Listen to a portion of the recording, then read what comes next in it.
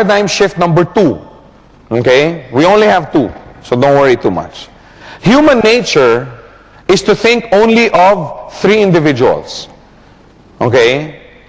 That's the way we were brought up, and again, that's human nature. Me, myself, and I. Okay, have you ever wondered,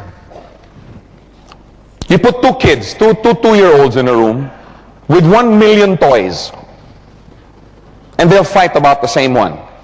Have you ever wondered that? You have 2 kids in a room, and they have 10 million toys, and they fight about the same one. It's human nature. I'm not trying to offend anyone. Please don't, Joe, saying we're selfish. No, that's not what I'm saying. It's human nature to think about me, myself, and I. When you're a student in school, to illustrate my point a little bit, do you study hard for an examination, and then after studying for 2-3 weeks and taking the exam and submitting, do you submit it with your classmate's name on it? No, you put your name on it. If you know you did bad on the test, then maybe you want to put your classmate's name on it, right? But no, you want the grade, you want the passing grade, you want the high mark. In the corporate world, you don't work on a project, then give credit to your colleague because you want the promotion yourself, right? You don't work on a project, get everything in, the loan pushes through or whatever, and say, no, I didn't do it, Harun did. No, in the corporate world, no, it's in my report. This was my project, blah, blah, blah. Why? So that you get the promotion. And there's nothing wrong with that. Let's face it. In this world, we were brought up in an environment where success and financial compensation is determined by getting credits for your work, your volume, your efforts. That's the way we were trained. That's the society that we grow up in. Whether we admit it or not. There's some people that will admit it, and there's some people, that will say, no, I only think of others. Well, then why do you think of others? Because it makes me feel good. So the benefit ultimately still ends up going to you. You know what I'm saying? That's human nature. Okay, which now brings us to the classic WIFM. How many know what that means? With them. What's in it for me? My mom always used to tell me that as a teenager growing up.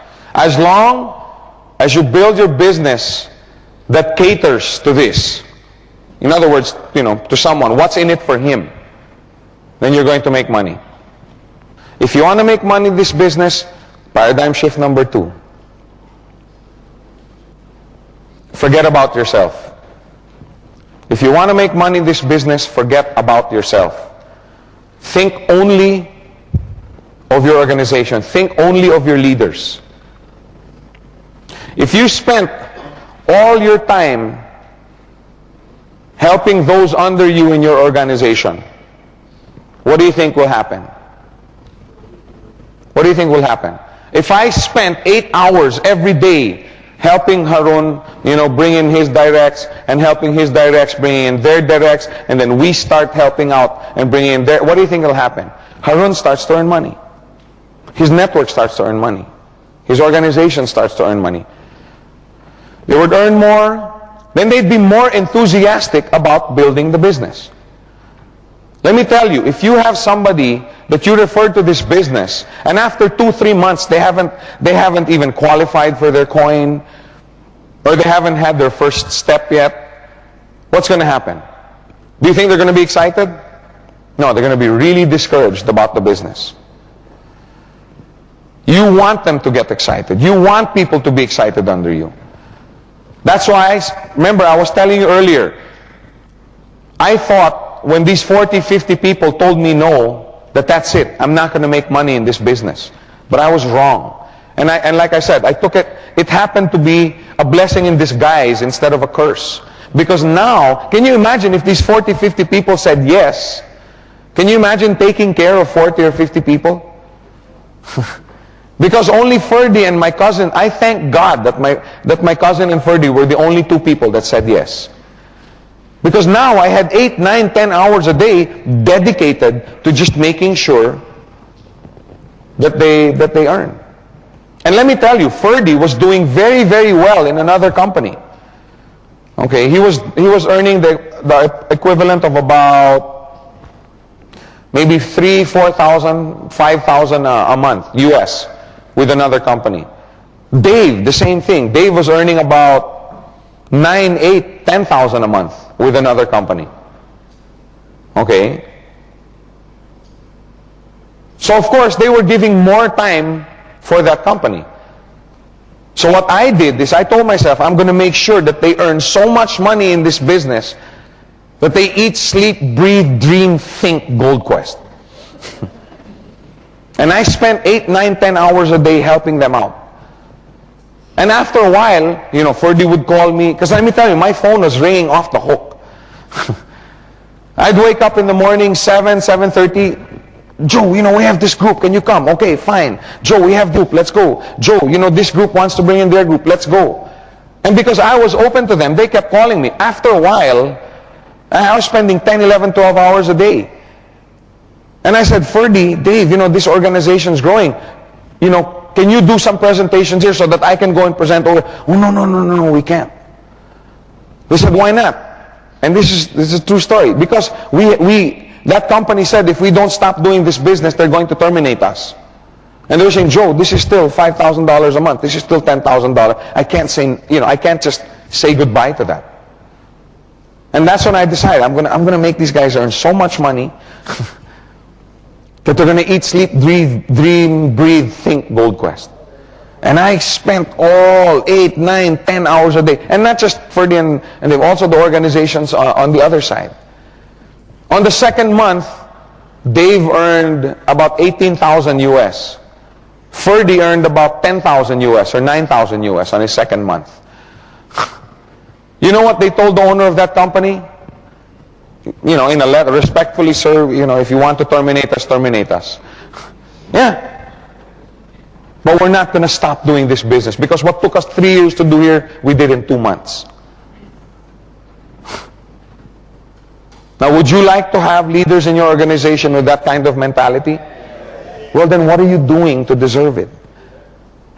Spend time with them. The more money they earn, the more excited they get. The more excited they get about the business, they will take it more seriously. Do you think Ferdy and Dave took a step of faith when they said, sir, go ahead, terminate us, but we're not going to stop doing this business? Was that a step of faith for them? Were they taking the business seriously? Why? Because that's where their rice bowl was coming from.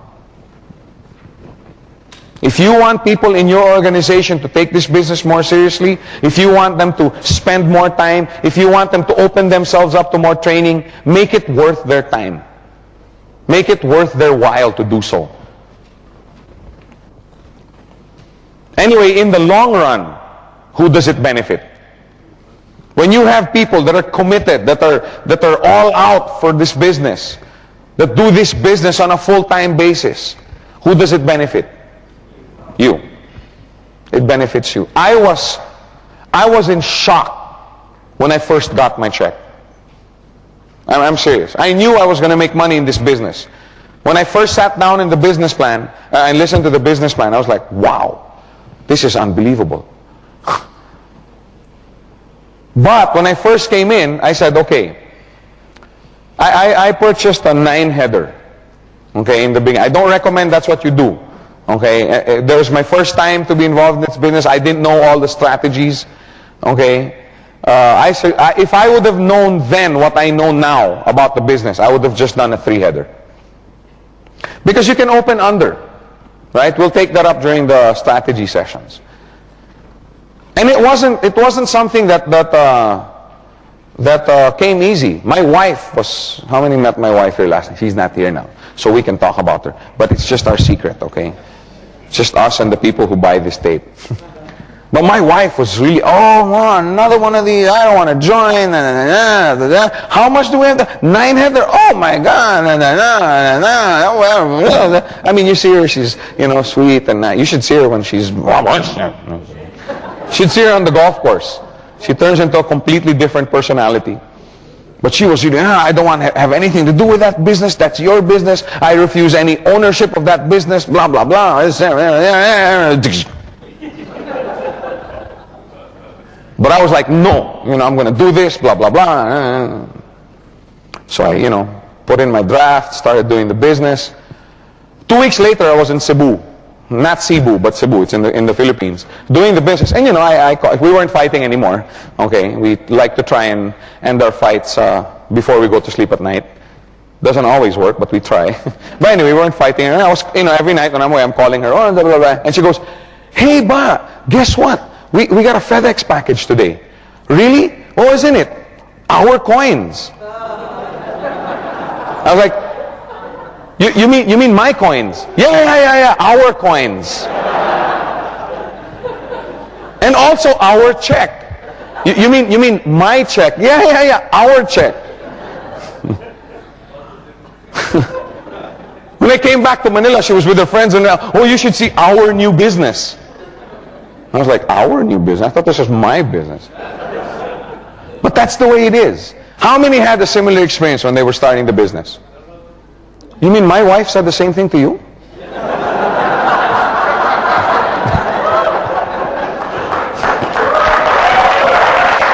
No.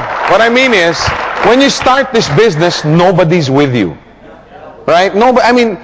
You have so many doomsday prophets, right? Explaining to you how you're going to fall flat on your face. Right? Of course, 2, 3, 4 months later, you're making twice as much as they are. But then that's when everybody starts to take note. Which is, okay, this is not on the PowerPoint, but I'd like to make this point. Always remember, okay, you and also the people that are your leaders in your organization, always remember to explain to them, the hardest part about this business is the beginning. You will have a very, very hard time in the beginning because nobody will believe you. Can you imagine walking up to somebody and saying, hey bud, let me show you how to make $20,000 a week? What will most people say? Yeah, who do I have to kill? Which bank do I have to rob? Because most people don't have even the imagination, you know what I'm saying? That they will ever be earning that much. Can you imagine what $1 billion looks like? I tried it once. I counted it. $1 billion, okay, you can spend $1 million a day, every day. Okay, and the women will love this, even Sundays. Okay, actually, I'd like it too. You can spend $1 million every day, including Sundays, for almost 3 years before you use up $1 billion. And Bill Gates has like what, 60, 70, 80, 90, depending on the stock market prices. But he has a lot. But can you imagine having 60 billion US dollars? Most people cannot. That's what I'm saying. Most people can't even imagine in their minds somebody pulling in a check of $20,000 a week. And that's the reason why people reject you. They're not rejecting you because of you. They're rejecting you because basically what they're telling you and themselves is, how dare you think that you're above us? How dare you think that you can achieve something that most of us can't even imagine? That's what they're saying no to. Remember we were talking last night about courage? Because it does take courage to sit here in your room, write down your dreams and your visions and your compelling reasons and burning desires and say, I will work hard to get this. It takes courage because it hurts when you don't get it. So people, instead of hurting themselves, they'd rather say, no, it doesn't exist. That's why people say no. That's why people give you a hard time when you're starting. But once you start earning money, is it still hard? You think Dave Trinidad or Ronnie Wong or Marie Glenn or Ferdy Tolentino or Anan or Patman or Tony Kong, do you think they have a hard time explaining to people that this business works? No, because does it work? Yes. Look. See that subdivision? I just bought it with my earning. No, I was just kidding. But it'll get to that. Or you get shocked when you find out how much people have taken home because of this business. If I told you, you guys wouldn't believe how much the serious people in this business have taken home. You think about it. 10,000 a week. Now after 2-3 months, it's 15,000 a week. After 2-3 months, it's 20,000 a week. Do some arithmetic. What do you come out with? A lot. So it pays to take this business seriously.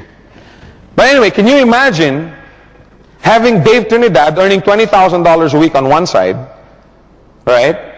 And then you have, let's say, TG Quintanar earning $10,000 a week on another side. What happens? Never mind you. What happens to them? They become very, very serious about the business. They make sure they're fully trained. They make sure they train their people. You see what I'm saying? That's the way to make money in this business. Forget about yourself. And that's what I meant earlier. I was very shocked when I got my check because all I was thinking about was helping them build. I was involved with another company where at every end of the month, you know how it is in this way, usually it's end of the month, you check everybody's volumes and stuff like that. And every end of the month, I would go to the accounting department and ask, how much did this guy earn? And I'm talking about all my downlines, because this was an MLM company, and these are all my downlines. And I was asked, how much did this person make? How much did this person make? And every month I would come and ask how much they made, how much they made. And finally, after 2-3 months, the president of that company pulled me aside and said, Joe, how come you're only asking you never asked about your check? And I said, it's inevitable. If these people make money, I will make money. And the only way I will make money is if I help them make money. In other words, I'm asking you to do something that I have done and I know it works. Just make sure they earn money. Can you imagine having 5 on your left and 5 on your right? All of them are millionaires.